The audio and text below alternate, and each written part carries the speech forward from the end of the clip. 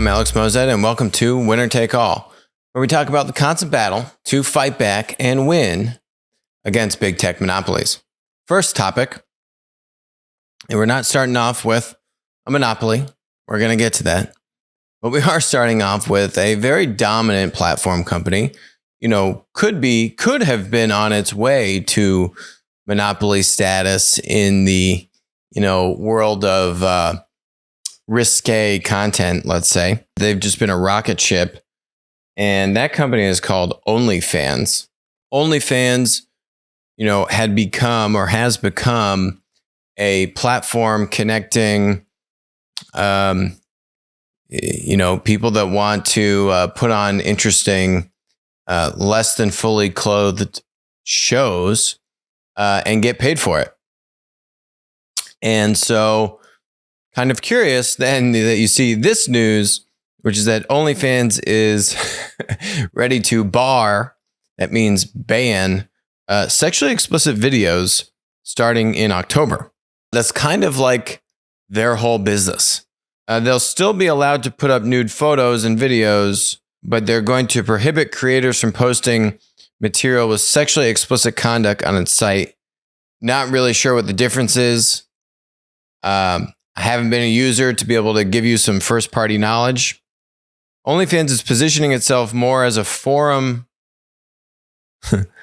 for musicians, fitness instructors, and chefs than sex workers. While many of its most popular creators post videos of themselves engaging in sexual behavior, several mainstream celebrities like Bella Thorne, Cardi B, and Tyga have also set up accounts.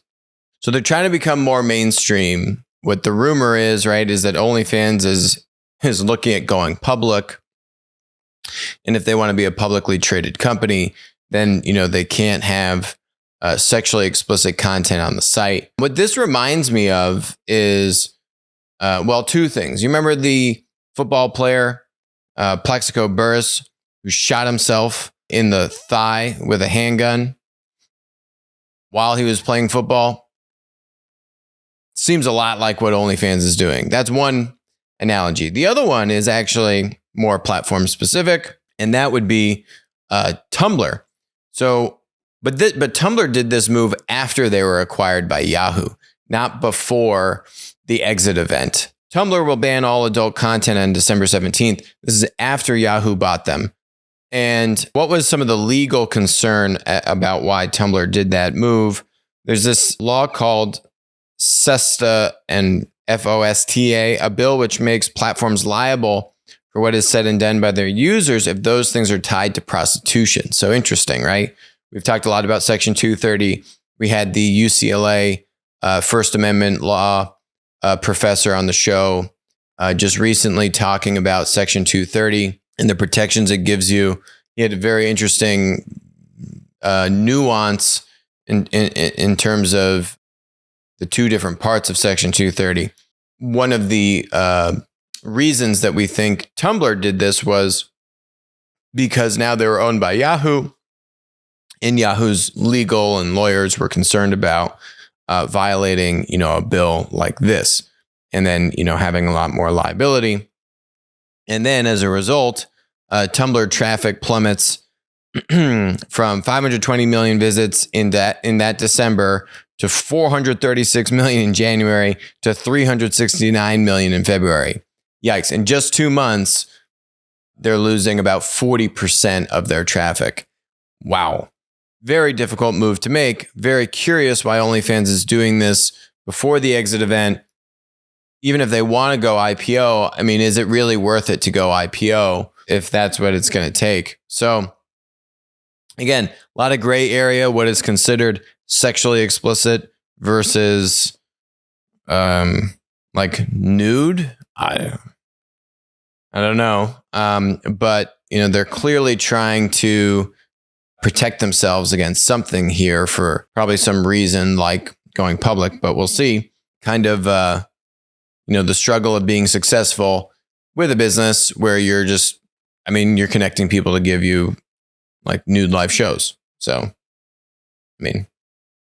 maybe you shouldn't struggle to go public and just kind of accept the fact that that's who you are. And, the whole bridge to like musicians and fitness instructors and chefs, kind of seems like a pretty big jump, but good luck with that, OnlyFans.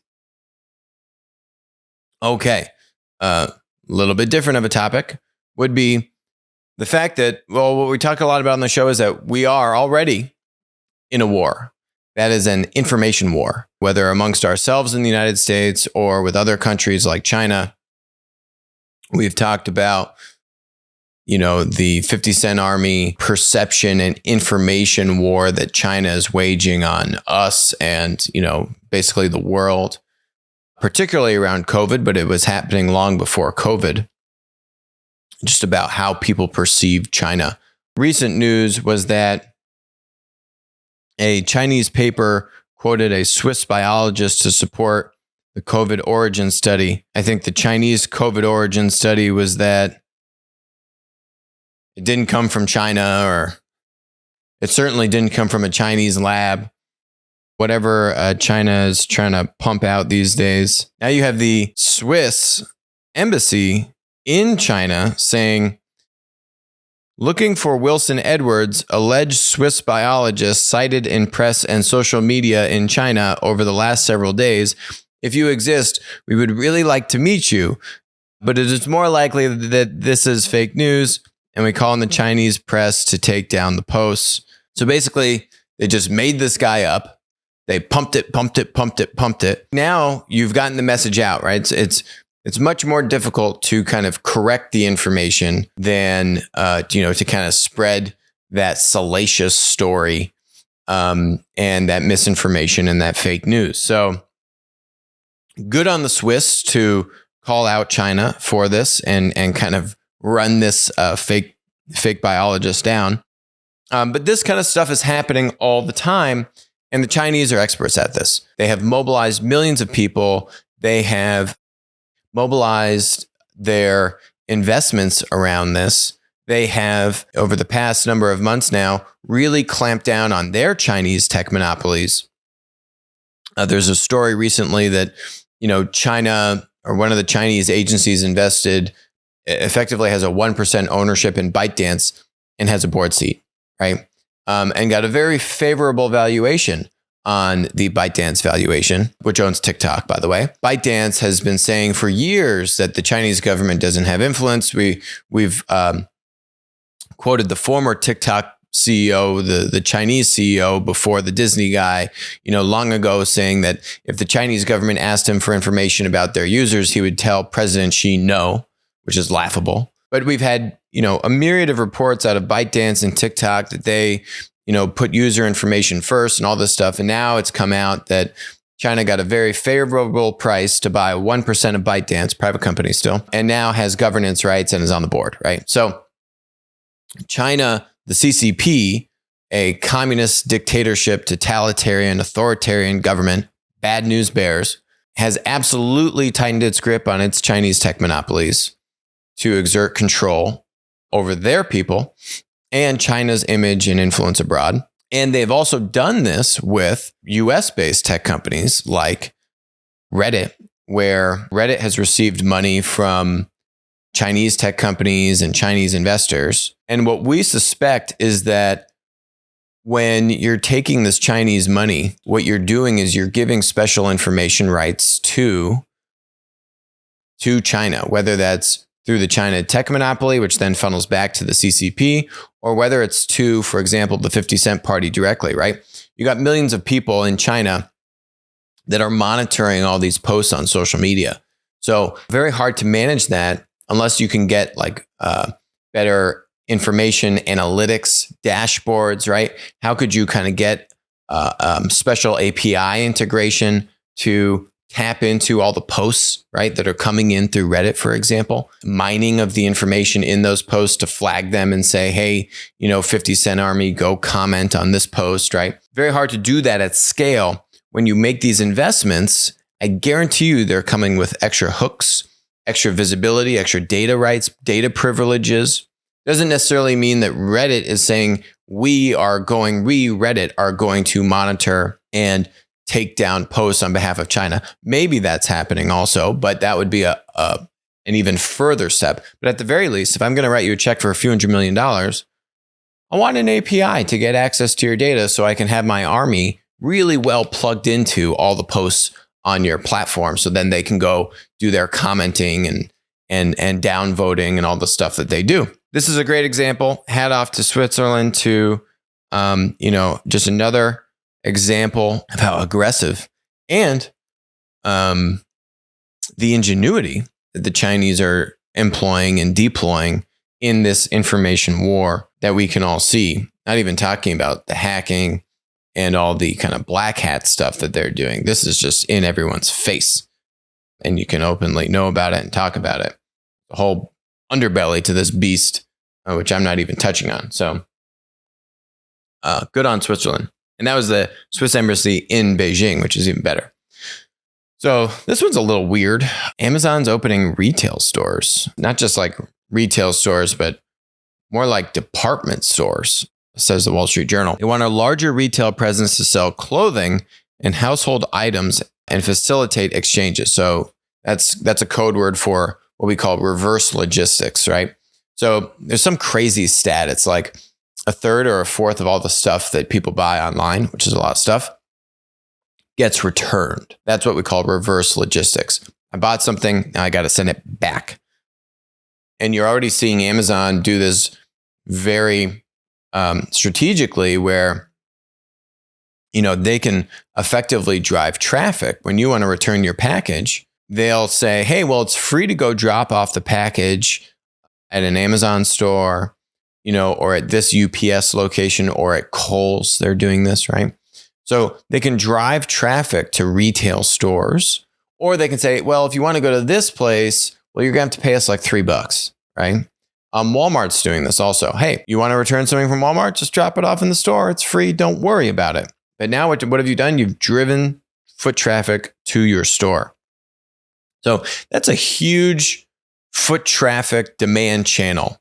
When you think about just the size and scale of returns, it's not always free to have the UPS or FedEx person pick it up at your door, right, to return it. You usually got to go drop this stuff off somewhere. That is one bit of this, which I think is in the plus column for Amazon saying, hey, we could actually drive a lot of traffic to our stores and favor our stores versus others.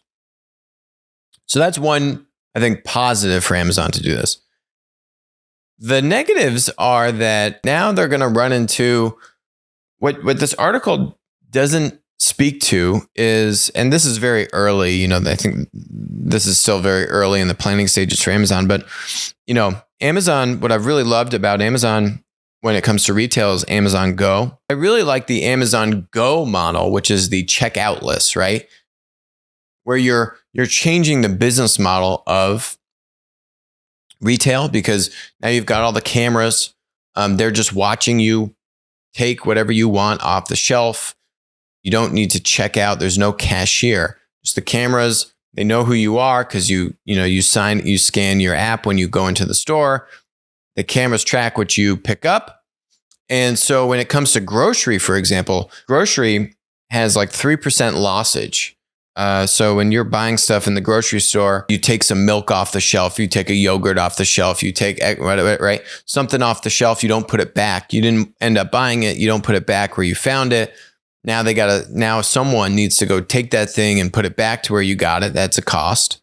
Or you took some yogurt, you put it somewhere, it goes bad. You got to throw that out. So 3% lossage. Now, obviously, just, people didn't buy all the corn that you bought or the raspberries and then those go bad. That's also lossage. But 3% lossage on such an ultra low margin business, that's a lot of money, right? So if you can do things to reduce your lossage, which if the cameras are tracking you and you got to put the thing back where you got it from, that's going to help make sure that the store is staying more organized and goods aren't going bad that you take off the shelf. B, there's a lot of retail space used for the checkout aisles, right? So when you think about your unit economics on each store, if you got 10% of the square footage on checkout, now you can use that space for actual inventory and product. Now you can really start to make what might seem like small, but in the margins of grocery, are very big impacts on the business model of running a grocery store. So that kind of stuff I really like. We've covered tech startups that are rolling out similar kind of technology and trialing that with different retailers. That seems like a very different approach to retail. Okay. This doesn't talk about department stores with the Go technology, the checkout list technology. Maybe it's just because Wall Street Journal didn't have that information. They just want to publish this and it doesn't really have much meat. And really just the story is Amazon's going to open department stores. But there's got to be some angle on this outside of just, we can channel the large volume of people doing reverse logistics and returns back to our stores, right? Otherwise, I think you fall into a trap where that consumer behavior shift that you were making gets diluted. It's like a short-term gain for a long-term loss. Amazon's already the top clothing retailer in the United States, beating Walmart and, of course, Macy's and Target and others, right? So they're already doing pretty well selling clothing online. Do you really need to go open department stores to sell some more clothing? What else did Wall Street Journal say? Say they wanted to sell household items, like the micro fulfillment, for example, having small stores in close proximity, getting deliveries to you fast in an hour, really automated, right? Like that's cool. That's new. Those are new business models. That would make sense for what Amazon's investing in. And I hope I'm missing a bit, all right? Or I hope the Wall Street Journal doesn't have the full story on this, right? Because right now this story doesn't really fully check out. Last point I'll make is it kind of if this is the story, if this is really what Amazon's doing, then it reminds me of what Snapchat did many years ago. And this was the pivotal point, in my opinion, for Snapchat to really be like the next Instagram or Facebook versus kind of like just muddying along, which is what Snapchat, I mean, they've been going up in the past couple of years. But when Snapchat removed the requirement for you to have to use the camera, right? The Snapchat camera to post a snap. That was such a big product blunder because what they were doing, the Snapchat camera sucked. It was grainy. The resolution was crap. You couldn't get to it as easily as you could the iPhone camera.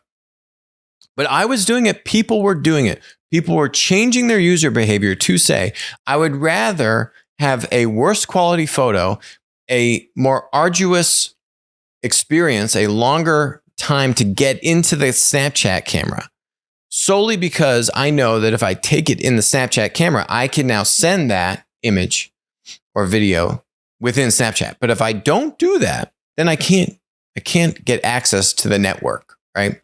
Such a powerful product, kind of network effect, platform integration. And it was a hard dependency.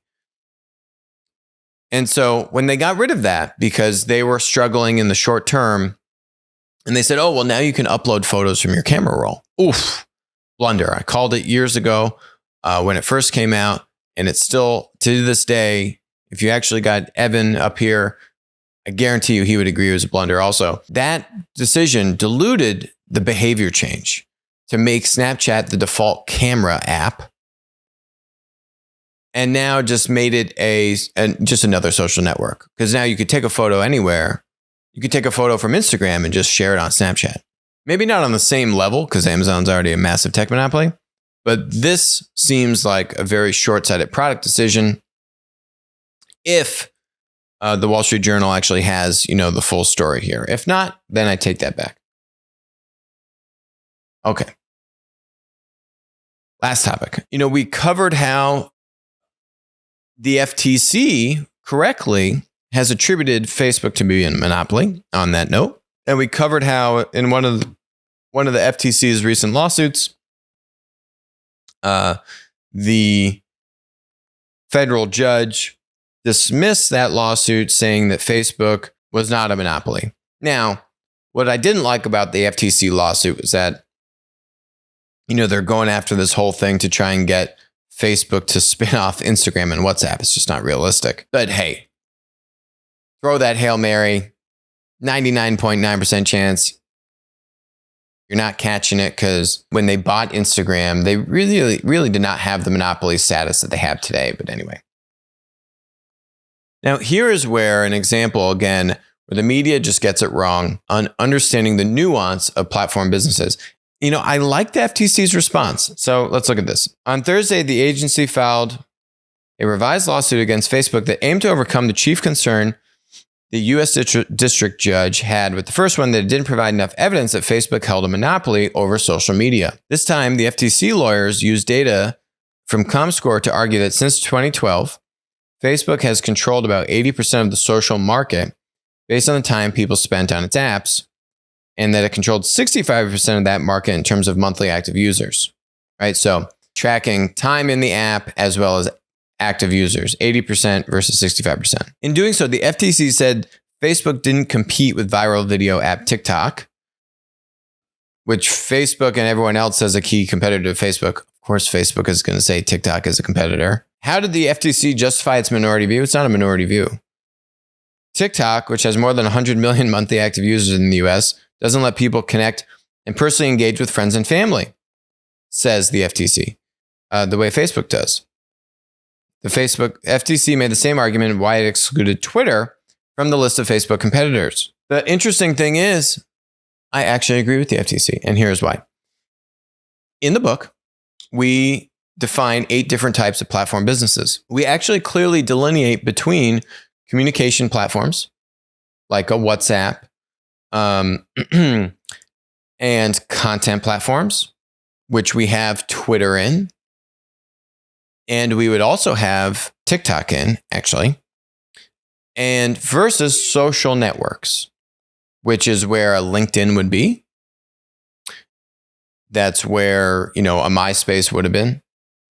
And that's where Facebook is. Instagram would also be in the content platform bucket. Now, why is this? The key is double opt-in versus single opt-in. What I mean by that, this is what the FTC is actually getting at. Maybe they should go read the book. So single opt-in versus double opt-in. Single opt-in says you have a follower model, right? So when you think about the network effect, when you think about the engagement model, when you think about the core transaction, it's a very different business model. Single opt-in is that I'm going to follow you. And now I follow you on Instagram, on Twitter, on TikTok. We have 2 overarching buckets of platform, right? We have exchange platform and maker platform. Social networks and communication platforms are in the exchange platform bucket. Content platforms and developer platforms are in the maker platform bucket. What is the main difference between exchange and maker platforms, might you ask? Great question. One is more of a one-to-one type of interaction model, more of a one to finite number of interactions, exchange, and one is one-to-many, okay? YouTube, think about TikTok, think about Instagram. That one-to-many interaction model means I put up a photo, a video, an app on the App Store. I want as many people as possible to engage and download and interact with that piece, that same piece of content, right? One to many. And to do that, you're going to have a single opt-in model. I want to get as many followers as possible. I want to get as many downloads as possible. But it's the same piece of content being consumed as many times as possible. One to many. Very different than a communication app like WhatsApp, right? That information, that piece of content that you as the producer create is going to be unique and specific to a finite number of people that you're sending it to, right? If you're sending a message to one person, that content is much more specific. It's not meant to be consumed by millions of people. It's not meant to be repurposed in a one-to-many type of model. Same thing with a social network. And social networks, when we dig into it in the book, have a double opt-in model. This is the friending model, right? On LinkedIn. I friend you. Do you accept? Okay, now you accept, and now we are friends. And now we can message, and now we can interact. And now, right? You can see, much more information. You can see my posts. You can see all these things. Same thing on Facebook. double opt-in model. I'm going to friend you, and now now you can see all my photos, right? And if you and if we're not friends, then you don't get to see. I mean, in the old days, you didn't get to see anything. Now the double opt-in social networks, try to support hybrid. You could have some single opt-in, some follow model, but their primary core transaction. Now these platform businesses have multiple types of core transactions, but the primary core transaction is a double opt-in model for social networks. So yes, when you actually look at the business model of Facebook or LinkedIn versus a Twitter, an Instagram, a TikTok, a YouTube, they are marketably and very materially different. So I don't think the FTC went into that level of detail. Maybe they should. But I would actually agree with their approach here. You got to understand the nuance here. It's like saying, Macy's and Walmart compete. Yeah, they do because they both are retail stores, buddy. But they're very different businesses. It's where you have to understand that there are the primary business model, the primary core transaction, and then there are the secondary. These guys are making a lawsuit going back to 2012. You rewind the clock, this stuff actually was not even available on Facebook back. Now it's 2021, sure. They're doing service marketplaces with Facebook Marketplace, right? Like they're doing everything under the sun on Facebook. But when you really understand what's the main driver, the main interaction, the main core transaction, the main business model of Facebook, it's very different than Instagram and therefore TikTok and WhatsApp. These are all different types of platform businesses. And on that note, thank you very much for joining us on Winner Take All. I will talk to you soon.